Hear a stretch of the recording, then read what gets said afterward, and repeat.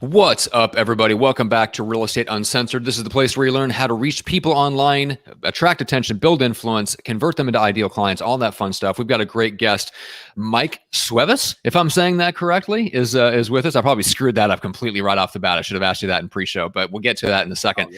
We're talking about video content. We're talking about consistency. We're talking about what you can post. How do you get attention? How do you convert that attention into leads that actually turn into appointments and sales? So we've got a lot of stuff to get into, as we always do. This is right in the sweet spot of what we all talk about. So I'm excited. We've got lots of opinions. I'm sure there's lots of things that I would disagree with everyone else on, and I will be summarily shouted down. The person who will be doing that shouting down today is the junior grandmaster himself, Greg McDaniel, in the co-pilot seat. What's up today?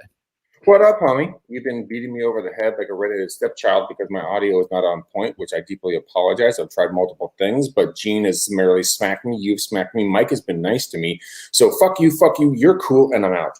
Okay. Oh, he used it. Wow. All right. We've got Evil Bald Ninja. Gene is with us here as well. What's up today? Yeah, what up, y'all? I'm just out here changing the world. Yeah, really? What pray tell are you doing? Are you buying Bitcoin or something? What's going on? Actually, that's pretty funny you say that. We have been I've been messing around with this Dogecoin. Hey. My portfolio is through the roof. Thank you, Elon Musk. All right. I know nothing about it. I just know what I see going on Instagram and Twitter. So anyway, all right. So Mike, let's officially bring you in. Can you please correctly pronounce your name and then tell us just a little bit about who you are, what you do? Well, you pronounce my name just like everybody else does. Everyone butchers it, so I wouldn't expect anything differently, especially on Uncensored here. So it's all good. But you could say Cuevas. It means cave in Espanol. Okay. But my name is Michael Cuevas. I have a company called The Real Estate Marketing Dude, and we do a lot of video content creation, and I think that's what we're talking about today. So I'm really excited to be here. We had Greg on our show, and it was a fucking blast. And then after that show, we're like, oh, we got to schedule because it's like this is like our crew here. We have potty mouths, and I think you're going to see that in a little bit, and I'm sure your audience already knows that about you guys. Yeah, so. I was going to say, having Greg on the show means it was a shit show, but we got it. I mean, you're being kind. I understand. Easy there, killer. Okay. So, Mike, what's your background? How did you get into doing what you do?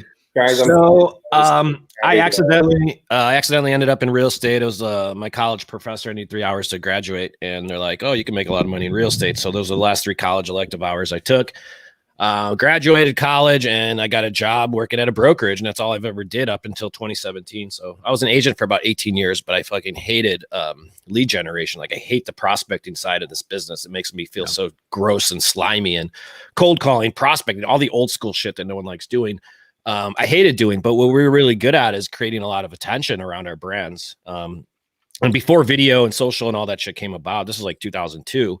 We had to do that with direct mail, client events. I turned my brand into a cartoon. So I was always doing something a little bit differently because I believe that the whole real estate business isn't based on your skills. I think it's based on your popularity.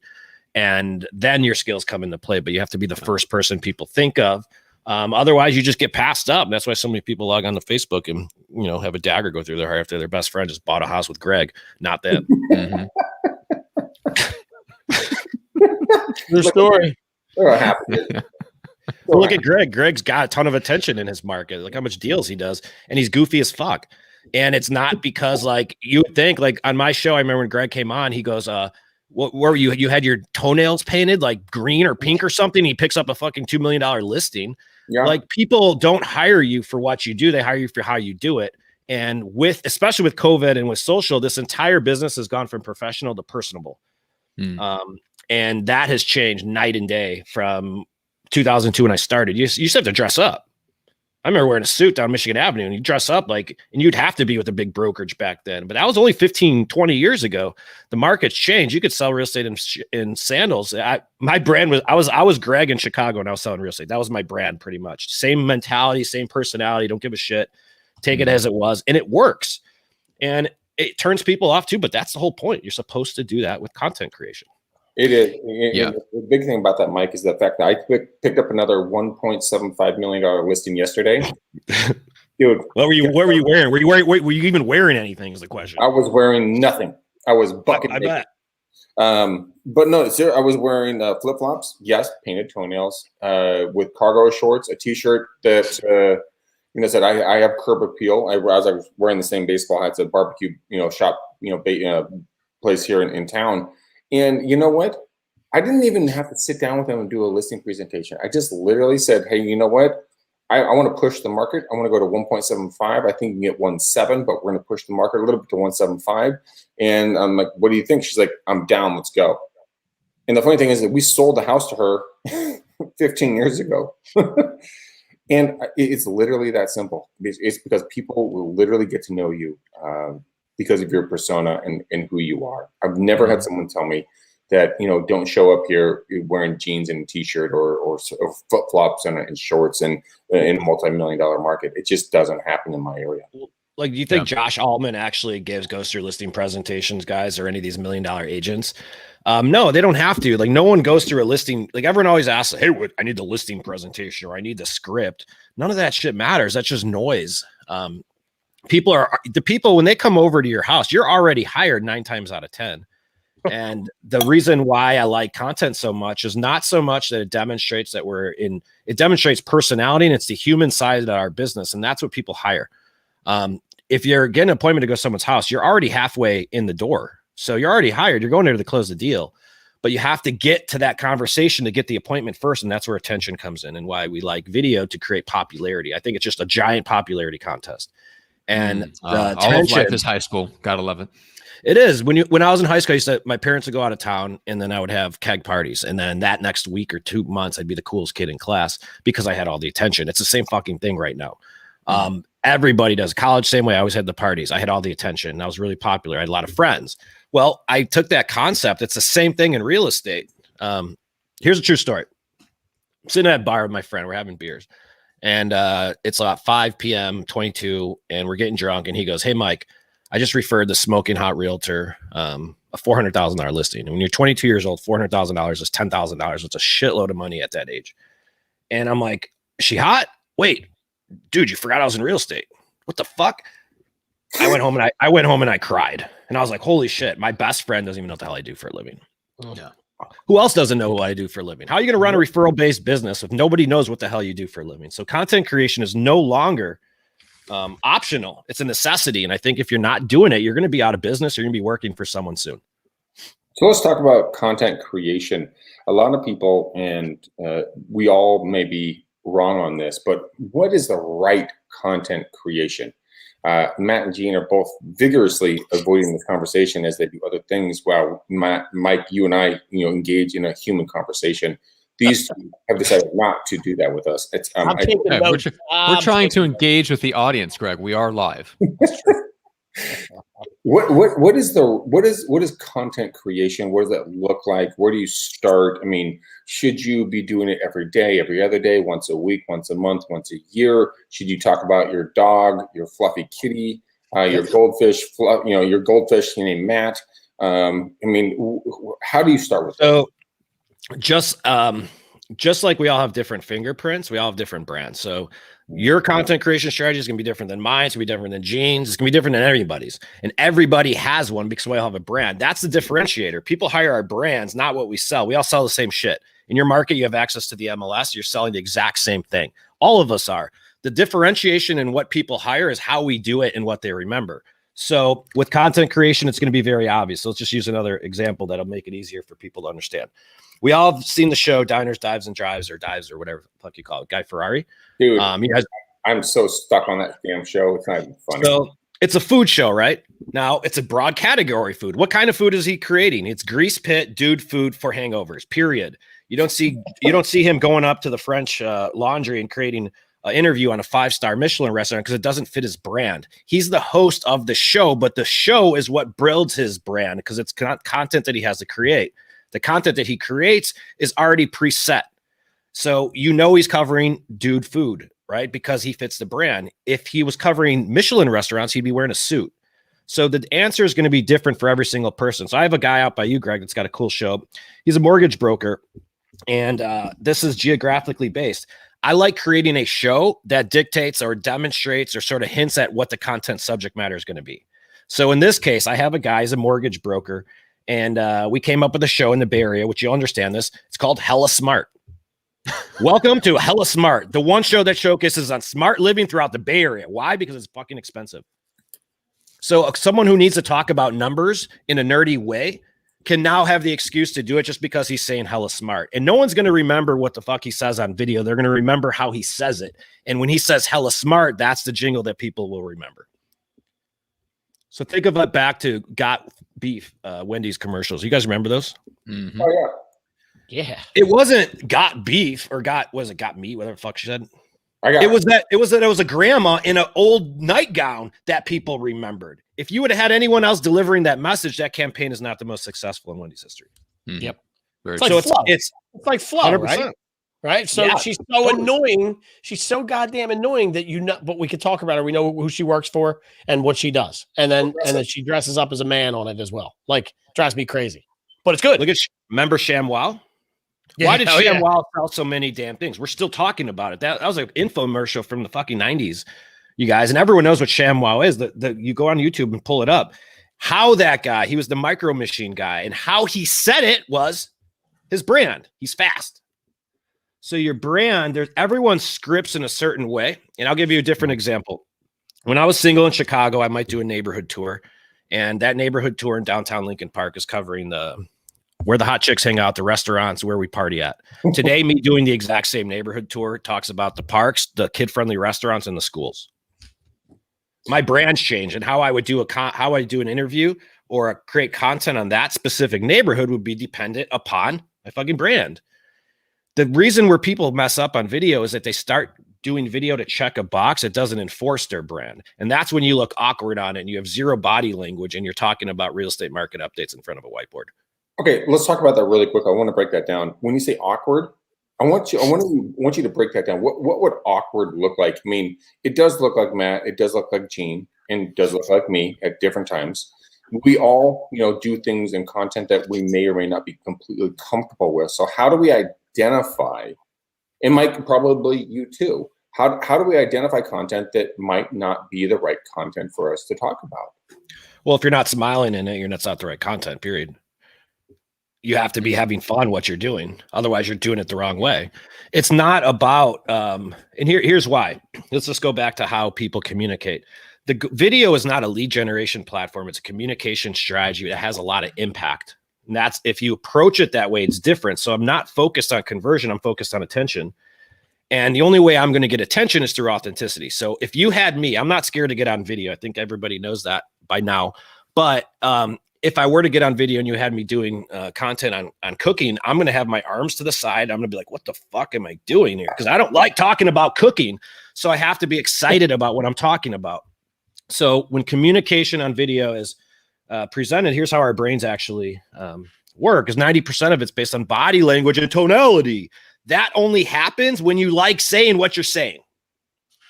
If you ever seen like a market update, there's an agent in front of a whiteboard. Oh, the interest rate today. No one gives a shit. The only people who comment on that is the mortgage broker trying to take you to coffee lunch or whatever the fuck they do. The title rep trying to get your business, or the real estate broker trying to recruit you. Why? Because the content's weak. It's boring, and boring will put you out of business. Okay, so let's talk about not being boring.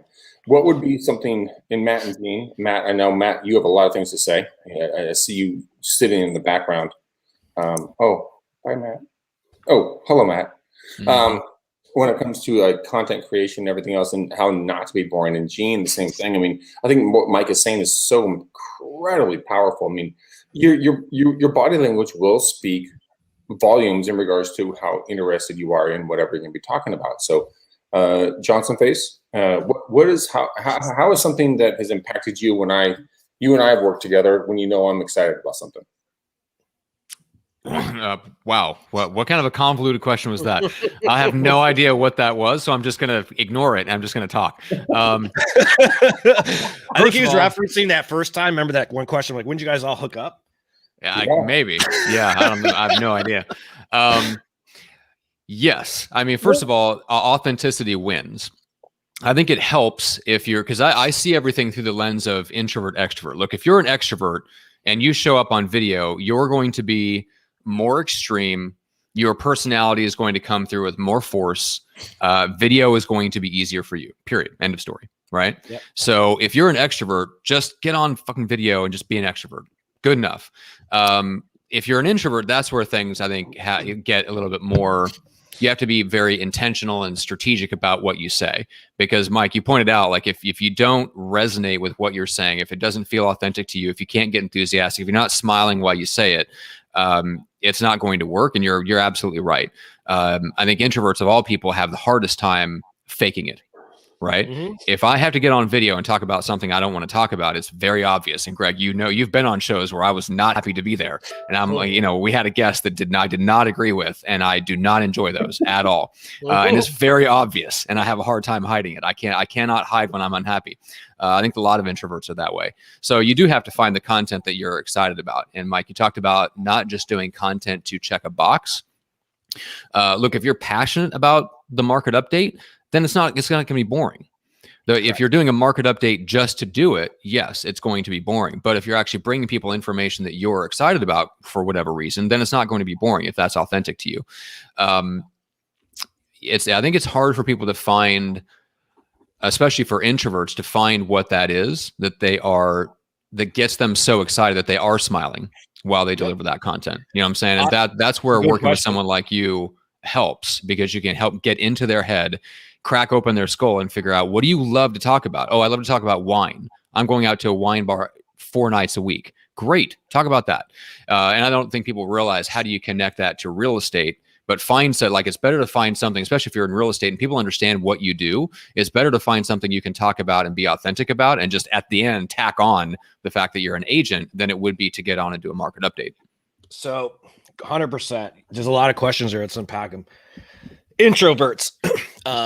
So I get a lot of introverts, and they'll be like, "Oh, I'm an introvert." Okay, great. Are you an introvert when you get to a client? Because if you do, you're not going to have a sale. When you're creating content, I'm always creating it for one person at a time, even though it's being broadcast to many. But back to the introvert question, everybody has something they like doing, whether they're introvert or not. The example I just gave you about Hella Smart, that guy's extremely introverted. But he likes talking about numbers. We just had to create a cool way to do it. Mm-hmm. So there's always a way. And here's another. There's a gal. She's in Texas, and we did her brand. And she, like, when I met up with her, and I go, there he is. He just commented, Rodell. There he is, a fucking Hella Smart. There you go, with Rodell. So I met this girl in. He's watching the show. So I met this girl in.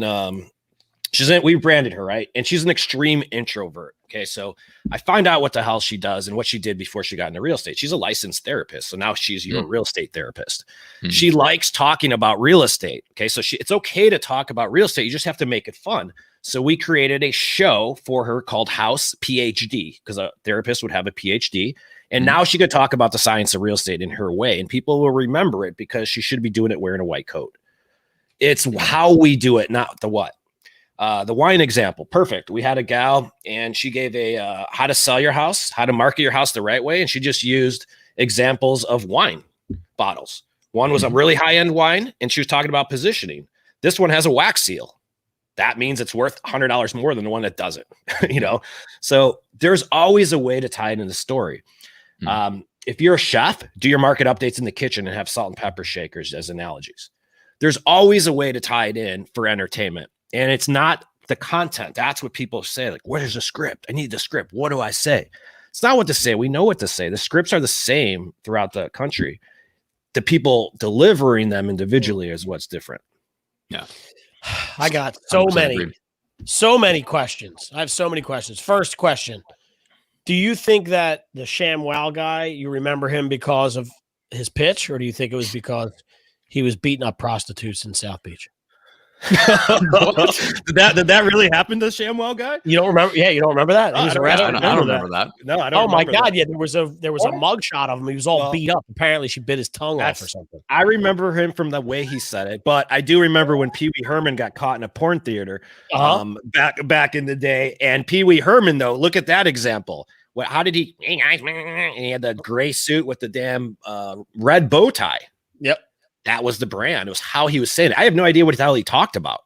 Yeah. I remember the bow tie. So Mike, here's one that I get a lot of times, right? Like, I love what you're throwing out, because this is what I do on a regular basis. So I have a partner that handles like that element of it. My challenge in the marketing space, especially with real estate agents, has always been it's hard for me to get them to give me content, right? So I do all the distribution, but most of the time people want to see the person. They don't really care that there's a house for sale down the street from them. They more care that they can jive with this real estate agent. Like you said, by the time they get there, their job is to not screw the sale up, right? But when you meet people, right? So you've been in this business for a long time. And I know within the first 10 minutes of looking at their social space and then watching how they act, whether or not they're going to be good on video. Like some people are just wet dish rags and some people have a glow that people follow, right? Yeah. So let's go to the other side. Let's talk about the people that you meet where you go, oh shit, this is going to be a tough one. Mm-hmm. How do you handle somebody that not only is nervous, that maybe looks disheveled, that has a terrible delivery, the cadence is off? Like, do you shut that down and just go, look, you got a face for radio. Let's just continue down the audio path. Or how do you fix that? Like, what's your approach there in that case? That's that's the beauty with editing. I mean, I could script and everybody, the first question is, are you more of a short form content creator or long form content creator? And if you're going to go short form, then basically short form people have to remember a sentence or so at a time because we're going to jump cut those. So that's just knowing how to produce and how to create. And I could give you example after example of people. Let me give you some from this week. So it took just this week, we shot a video that took 3 hours to shoot. 3 hours for a 4-minute video. It's the longest shoot I've ever had. We just reviewed it this morning and I was worried about it. It looks fucking amazing because it's all on the storytelling. So when you're scripting with editing, you can make anyone look good. It's just such a, you'd be surprised. But the people that are very extroverted tend to do better on live videos like that. And some people can run a whole brand off of live. So you have to take the individual and see what they need. Some people can just run lives and be great and they could create their own content. But I think the second part of that question though, is people are struggling about what to create.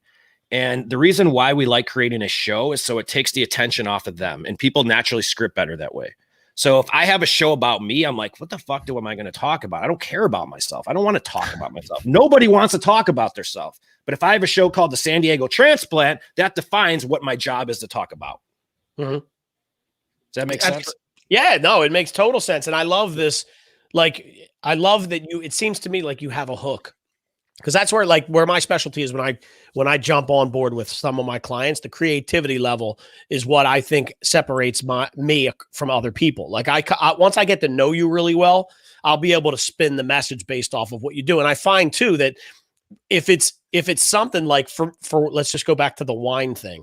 If it's somebody that enjoys wine, I'll figure out how to tie that to their business down the road. The most important part is that they're going to continue to give me that content on a regular basis. And it's much easier for me to get that from them if they're enjoying what they're doing. Right. Yes, so like when 100%. It becomes less of a job and more of a hobby, there's more, it's like, so we're doing this thing. I'm flying down to Florida next week. And somebody said to me, what are you going to be doing? I'm like, I'm going to be sitting by the pool, entertaining realtors. That's what I'm doing. And we're probably going to golf on Friday. And people are like, that sounds like it sucks. And I'm like, that's why I'm excited to do what I do, because I have the ability to go do that. If they said to me, you need to be in a suit and you have to put a wig on and wear whatever, that's not what I do, dude.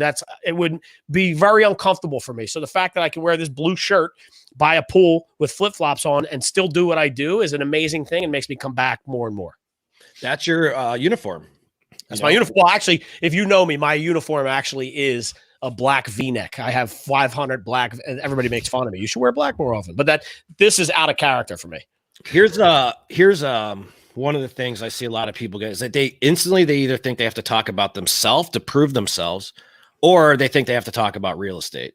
But you guys, we don't sell houses. We sell the communities those houses live at and reside in. And then it's all mindset. Right. HGTV is like, people are like, oh, Mike, you're so smart. No, I'm not. I just copied fucking HGTV. Why don't you turn it on? Yeah. Because everything there is nothing more than a story.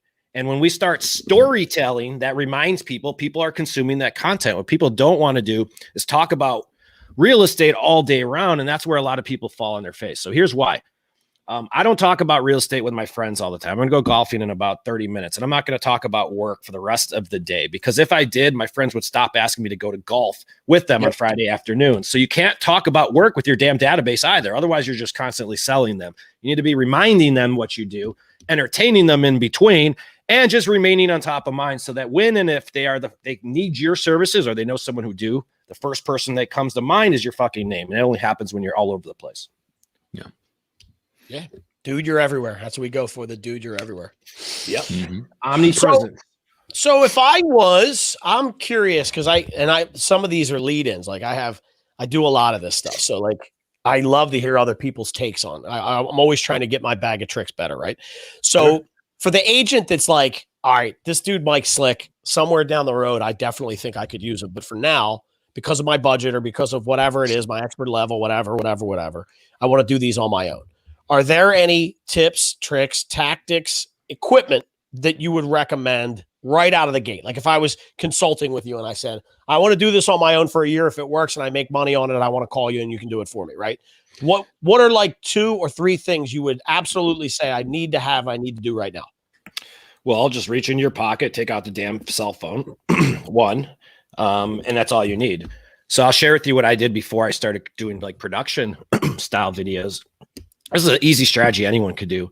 I was one of BombBomb's first subscribers when they came out. It was like 2012. I remember we were doing an event and with this guy named Jeff Loeb. And he's like, look at this video email thing. I'm like, holy shit, this is great. Because if I could get on video with my sphere, I know my open rates are going to increase. And I know I never have to talk about real estate. So I was stuck by saying, what the hell should I talk about? And this is when I realized that the more you don't talk about real estate, the bigger the brand will grow. You still need to talk about it, just not all the time. And then I'm like, what's my content strategy going to be? So I started thinking, I'm like, how do people stay in touch? So I just ripped off Hallmark's greeting card strategy and started wishing people 2 holiday greetings a month. And there's always 2 holiday greetings a month. I just picked the most off the wall ones to generate attention around. So here was my Valentine's Day email. Subject line is, I love you. That always gets opened because people will say, who the fuck? Why someone says I love you? I'm going to open the email up. Why they love me? Right. So great. It gets like a 60% open rate. And all I would do is this. You might be wondering why real estate agent is saying I love you. And if you might not know this, but 100% of my business comes from referrals from you, your friends, your family. So for that reason, I was told by my parents when I was young, I should tell people I care about, I love them on Valentine's Day, and I absolutely care about you. Now, the other reason I wanted to send you this is I might as well tell you what the hell you're celebrating tonight and why we're there. Then I'd give them a history lesson on how Valentine's Day came to creation. I referral programmed. I didn't talk about real estate, and it created entertainment. I can't tell you how many people would call me the next day, Big Mike, this is weird, but we spent 20 minutes talking about you. I'm like, you guys are talking about your fucking real estate agent at Valentine's Day dinner? Like, that is the shit. Like, that is attention, folks. Yeah. And it doesn't matter. Groundhog's Day, I would create video. I'd put a groundhog. I remember one year I put a Groundhog's Day. It's got a stuffed animal. And he saw he didn't see a shadow. And it was freezing in Chicago. And it was a ton of weather out. Come in there. I'm like, you fucking groundhog. Kick his ass. And then I'm like, yeah, the groundhog didn't see a shadow. Super Bowl's horrible. And I am so sick of this weather. It doesn't matter, you guys. You just have to create content. But Hallmark did a really good job at staying in front of their people. They ran a whole business on it. So I know no one gets mad at getting holiday greetings. And it's a cool way to give a tidbit of information. That's just an example. There's so many different things you could be doing. Mm-hmm. I love it. Love it. It's a great idea. I think agents kind of it's interesting you mentioned that people have a tendency to either talk about themselves or talking about real estate, thinking they need to prove themselves. And I think it goes back to it was something I read in a book a long time ago, which is people don't understand how good you are at your job. It's really hard to get people that are hiring you as an expert to understand if you're actually better than other people. So that's not how they make their decision. It's not, because they believe everybody has the same skill set with real estate. And that's the exact reason why each and every year, a couple of realtors lose that 1 or 2 deals to little cousin Billy, that little prick who just got his license, doesn't know shit.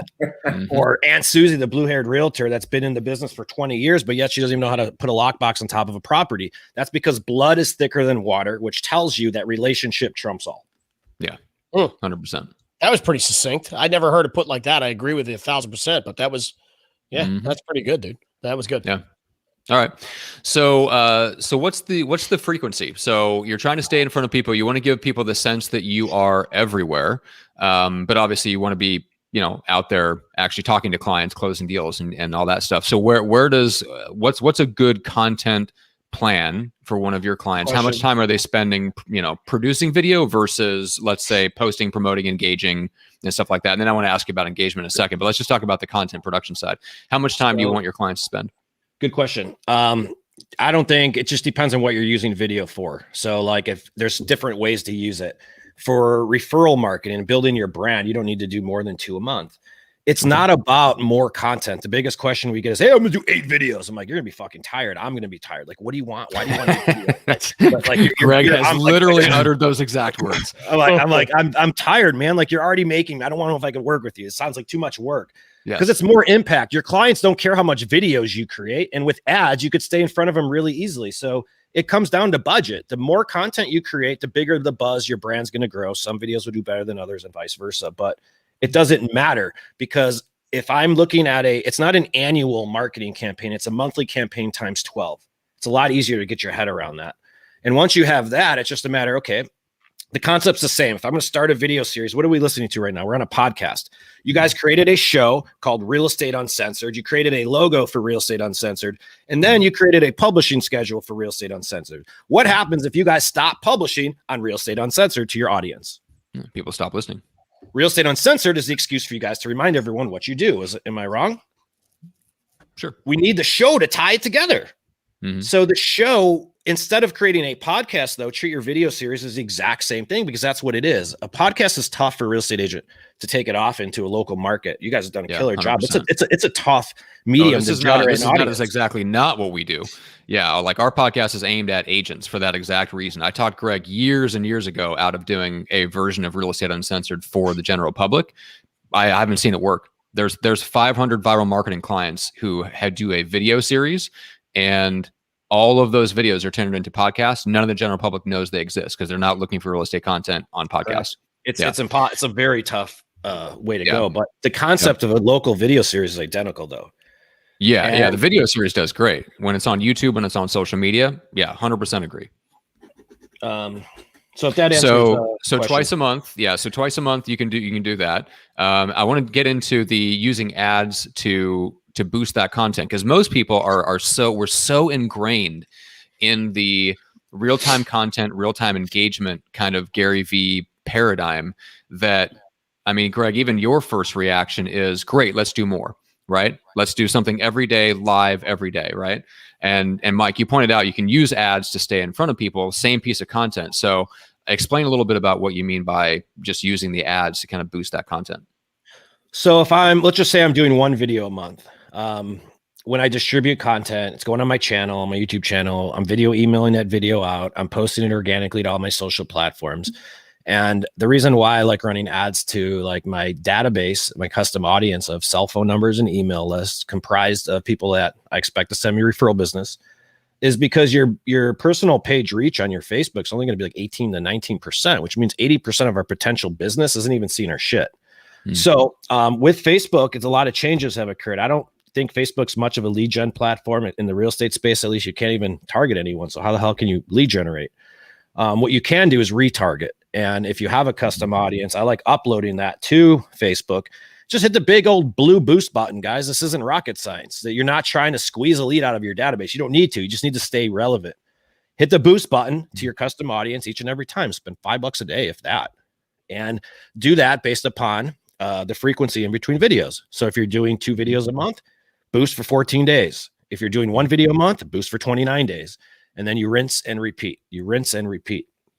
For those of you guys doing retargeting, website visitors, retargeting engagement, that gets a little bit more advanced. But this is not rocket science. This is like hit a button and more of your people will see your stuff.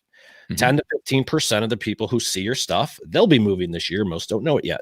Some are going to die. Some are going to lose their jobs. Some are going to get divorced. Some are going to have kids like me.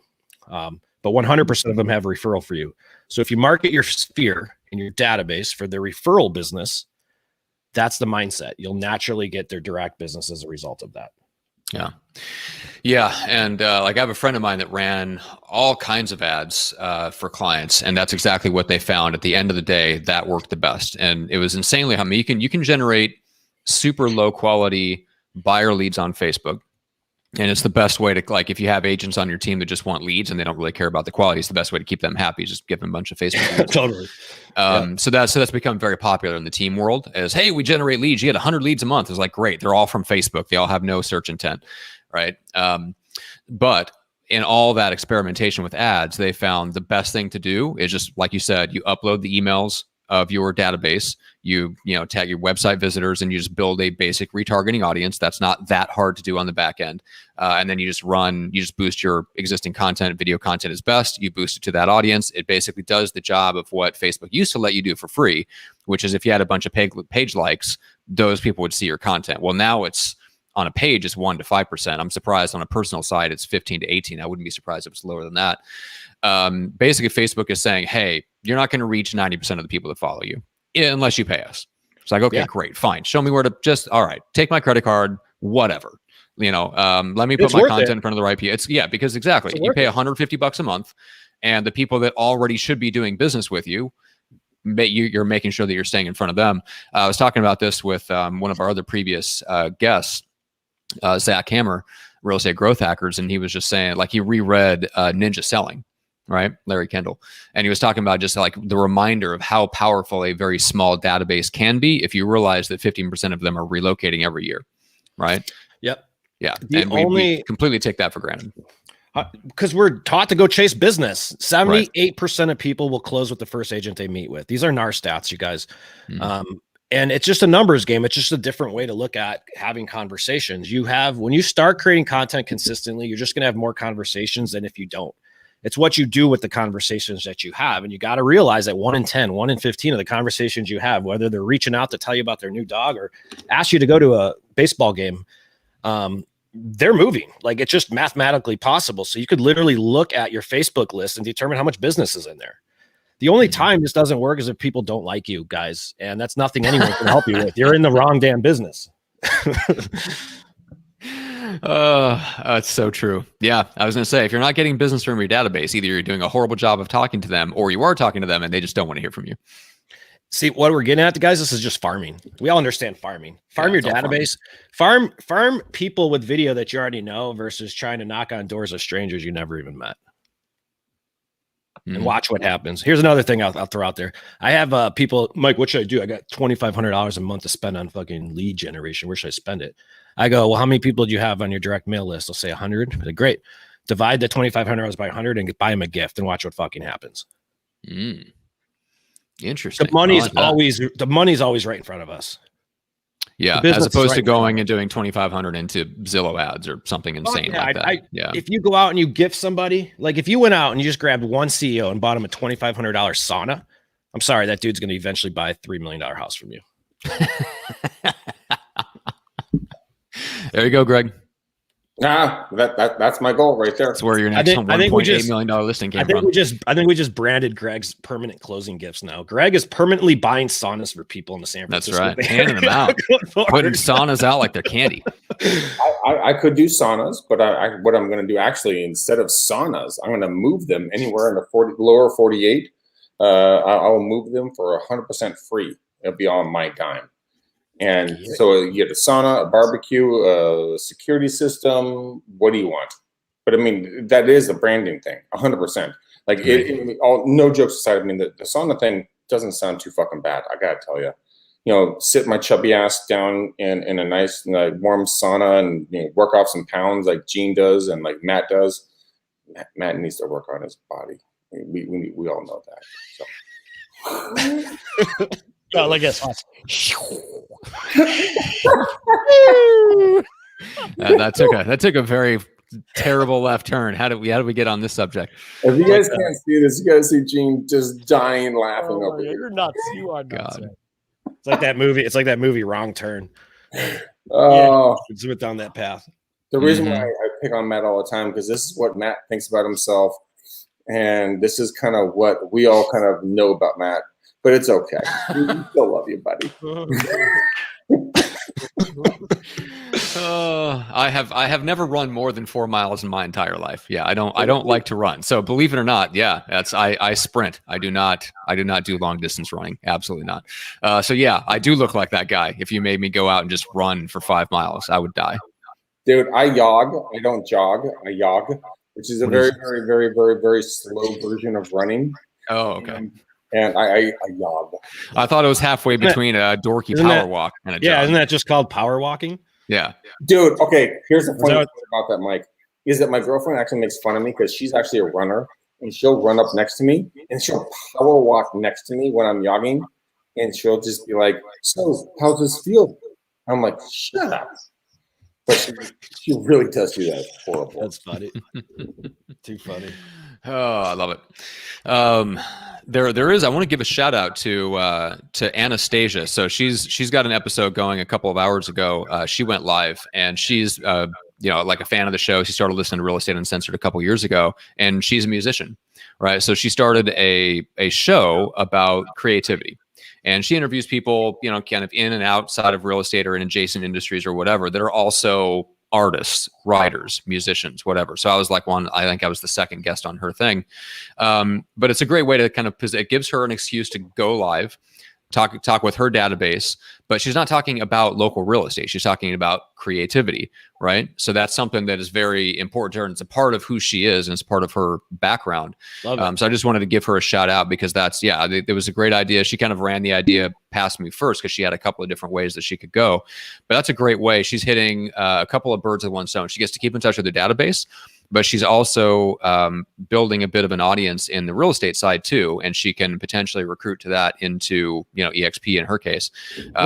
Let's talk about that. That's a perfect example. So someone who's a musician, what kind of content would they create? Well, I mean, my open houses, I'm just doing like 2-minute videos and I'm singing in front of them. Mm-hmm.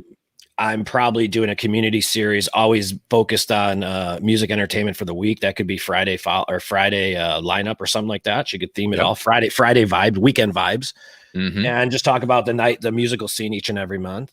Her client events once a quarter are definitely music guest type related things, but her client events are musical events. Like there's so much you can do with it. Everyone has something. All she's got to do is just have a musical instrument in her content. Yeah, you don't have to sing it or use it. It's just the prop. Like she could use a flute and that could be her mic, whatever that may be. Right. It doesn't matter. That's what people remember though, is how you're doing it. Yeah. Yeah, exactly. Yeah. And if you're the real estate agent of choice in your city for all the musicians, I mean, think about that. If you actually built an audience of just all the musicians in that space, now granted, it's probably a very poor audience to go after. You want to go after the former, you want to go after the former musicians who now have a job and income and a bank and a credit score.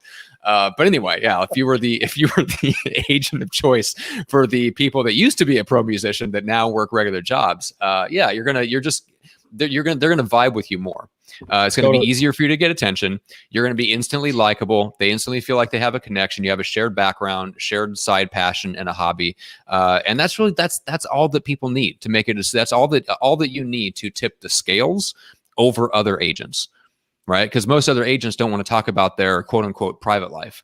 And I'm not saying you have to talk about your entire private life, but if you pick one thing about your personality and you build a show and a brand around that, you can share that part of yourself, and the rest of it can stay private, but you can't keep the whole thing private, right? And only talk about real estate and not be entertaining because all you're talking about is real estate because people don't care. So if you find one thing, I think that's what's another thing that people sometimes go screaming off in the other direction is they go, I'm just not going to worry about all that marketing stuff. I'm just going to go online and be myself. And so they talk about anything and everything. And there is no brand. There's no cohesion. People don't know what they do because they're talking about so many different things because they've just decided, I'm not going to filter myself at all. It's like, well, that doesn't help either. Yep. The whole point of marketing is to package yourself and sacrifice certain parts of what you talk about publicly so that people instantly understand who you are and what you do.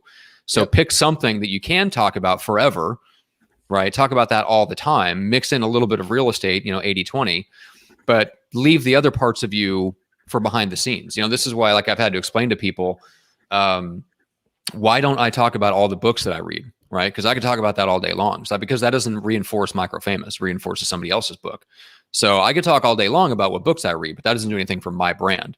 Unless I wanted to build an entire brand around, like Ty Lopez with the membership course that he used to have back in the day. That was all based around the cliff notes of his book. So it made perfect sense for him to talk about the books he was reading on social media because it tied in directly to what he was selling. Yep.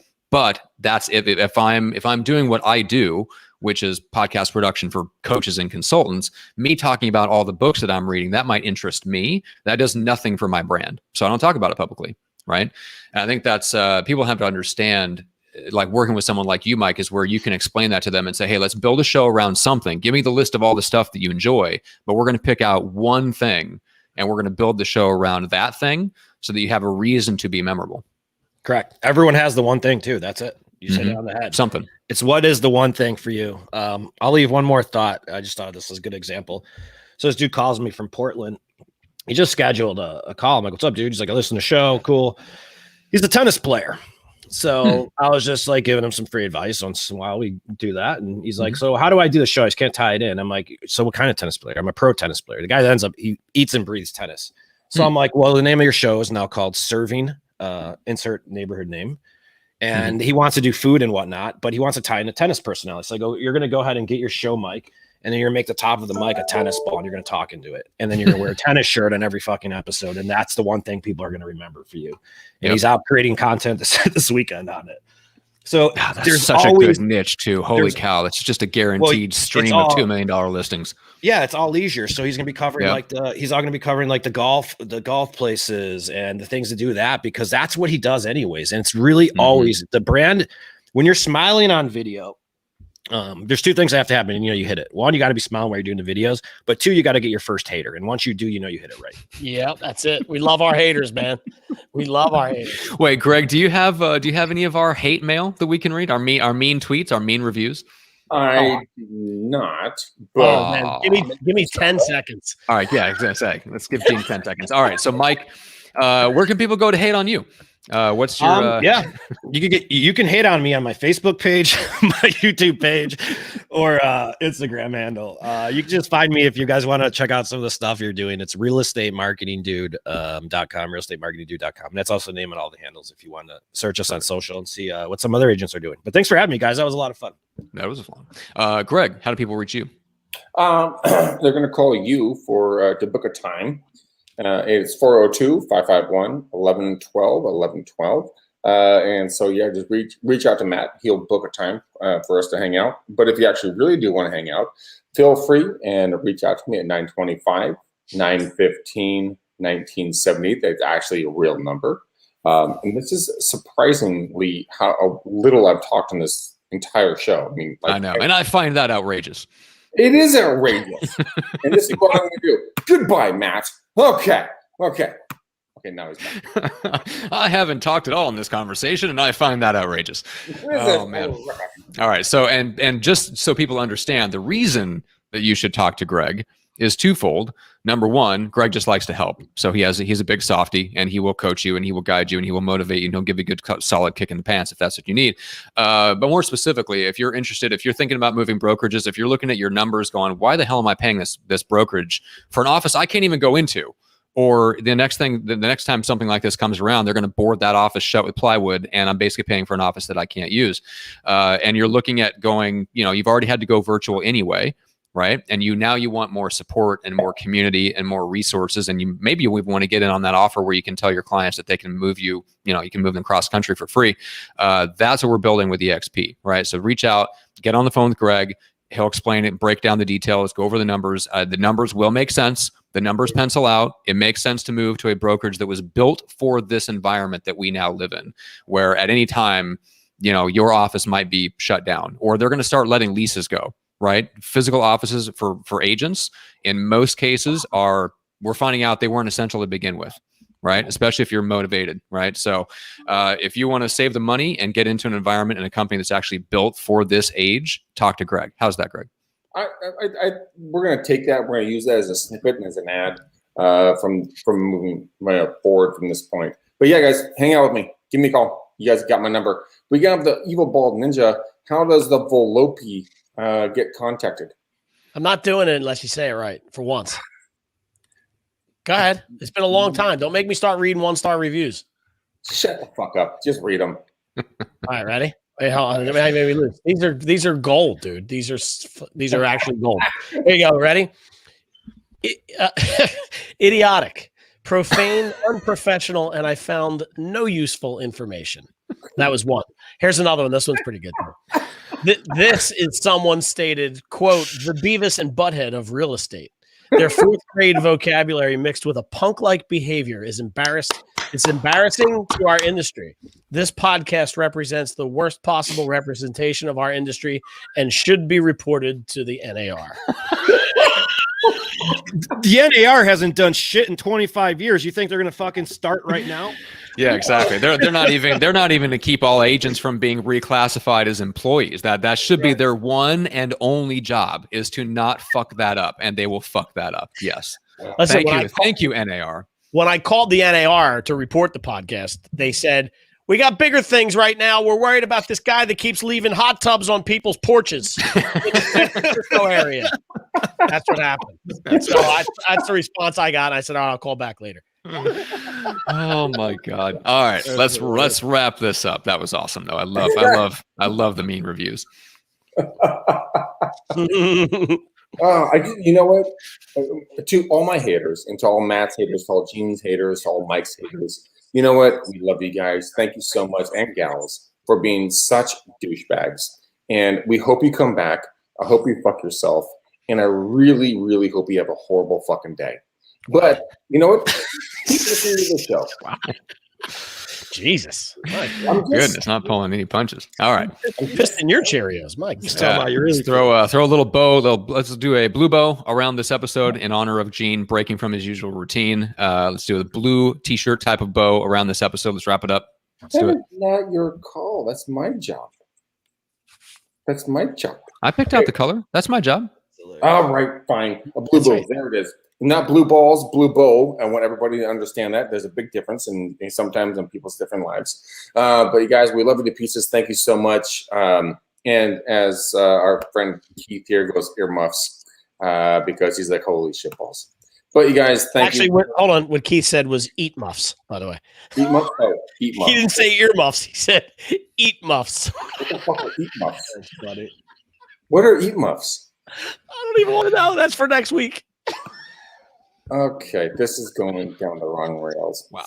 Guys, we love you to pieces. Guys, give us a 5-star and a 2-star rating on every single place so you guys go ahead and get your podcast reviews. It helps give us a little bit of a boost on our algorithm so that we can be more visible to all the people around us. Give Mike a shout out.